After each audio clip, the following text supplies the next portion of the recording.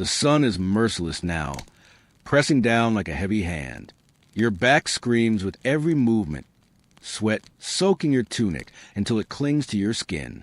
The oxen move slowly, stubborn, exhausted, and the wooden plow jolts through rocky soil.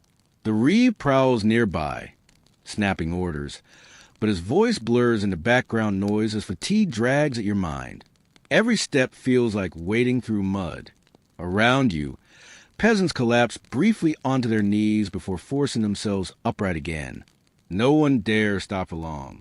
The fields are endless, the work unyielding. Your body is failing, yet the day is far from over. As you pause to wipe your brow, talk drifts from one road to another.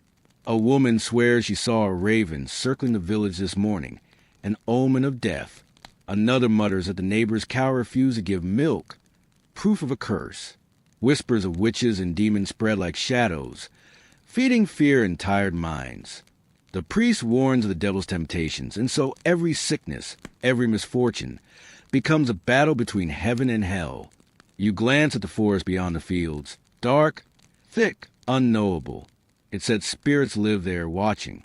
You keep your eyes down, gripping your hoe tighter. In a world this fragile, fear is constant company. The afternoon grinds on, but survival is never a solitary task. You share tools with a neighbor whose hoe snapped, while another helps lift a rock too heavy for one back alone. Jokes are muttered, small and weary, to push through fatigue. The rhythm of shared suffering binds you together more than joy ever could. Children too small to work bring water from a well, their laughter carrying across the rows. In this life, community is shield and lifeline. Without it, none would last long. You work not only for yourself, but for the village as a whole. Alone you would break. Together you endure. At last, the bell tolls again. The sound cuts across the fields, sweet as any hymn, announcing the end of the Lord's labor for the day. Tools drop, oxen are led back, and weary bodies shuffle toward the village. Shoulders sag, but there's a faint lift in the air. The sun dips low, bathing the horizon in amber. Smoke curls once again from the cottages as fires are stoked for evening meals. For a fleeting moment, there's relief, though it's not rest, not yet. More chores await in the village, but at least the overseer's shadow no longer hangs over you. For now, the fields are silent. Back inside your hut, the fire crackles weakly. You kneel to stir the embers, coaxing flames from dwindling wood. Dinner is simple. Pottage, a thin stew of oats, beans, or cabbage, simmered slowly over the smoke. If fortune smiled, perhaps there's a scrap of pork fat to flavor it.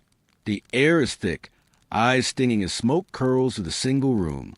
Family gathers close, bowls pass hand to hand. The food is plain, heavy, filling, but hunger doesn't care for taste. Outside, the light fades. Inside, warmth spreads, a fragile barrier against the encroaching dark. The meal gone, voices soften around the hearth. Children sit at their parents' feet, wide-eyed as stories are told. Tales of saints, of heroes, of monsters lurking in forests. Lessons are woven into every word. How to tend crops, how to barter fairly, how to pray. For a little while, the weight of the day lifts. Smiles flicker in the firelight. Fleeting but real, this is where love survives. In brief hours stolen from labor and fear, your body aches. But here, among family, you feel human again. In a world built on hardship, these bonds are your true shelter. But peace never lasts. From your meager stores, you set aside the Lord's due, grain, eggs, a chicken perhaps. What you keep may not be enough to last a winter, but refusing would mean ruin. The reeve comes door to door, his tally harsh, his eyes sharp. Your family watches in silence as he weighs and counts, taken with no room for protest. Anger burns in your chest, but you swallow it down. To speak against the order of things is to invite punishment, even death. The Lord feasts while you scrape by, yet rebellion is unthinkable.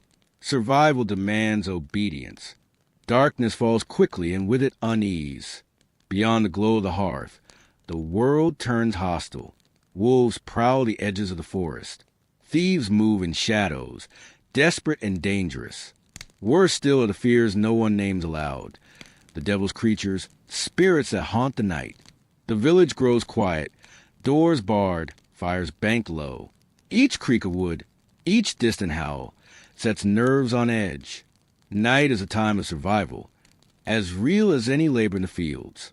You huddle close to the fire, clutching your blanket tighter. In the Middle Ages, darkness is never just absence of light. It is threat. Before bed, you kneel, crossing yourself, whispering prayers taught since childhood. Words spill out in Latin you barely understand, but their meaning is clear enough. Protection. You beg for safety through the night, for health, for forgiveness. The church dictates not just your work, but your soul's fate. Heaven is a reward, hell a punishment. And both feel closer than ever in the silence of night. A crucifix hangs on the wall, crude but powerful, a reminder that even in poverty, faith is demanded. You lay down still murmuring prayers, as if words alone can hold back the darkness outside. The village sleeps uneasily. The fire in your hut burns low, shadows thickening in corners. Outside, dogs bark suddenly, then fall silent. Somewhere, a baby cries. A cough echoes in the hut next door, sharp and ragged, carrying dread. Illness spreads fast here. You shift on the straw, every sound magnified in the silence. Fear rides a night like a horseman, and you wonder if morning will come. For many, it won't. The line between safety and disaster is thinner than a blade of grass. You close your eyes, forcing sleep to come, though rest is a fragile thing. Sleep comes, but it brings little peace. Lice crawl in the straw, bites itching your skin. The blanket slips, and cold seeps into your bones. Dreams twist into nightmares of famine and plague, of reeves with whips, of shadows stalking the village. Your child shifts beside you, mumbling in sleep, their body fever hot. You whisper a prayer, heart thudding, knowing sickness could claim them before dawn. The night stretches endlessly, broken by coughs, snores and the crackle of dying embers. Even in sleep, the work never ends. Fear and exhaustion are your constant companions. The rooster crows, the bell tolls, and the cycle begins anew. You wake stiff and sore, eyes gritty, stomach already aching with hunger.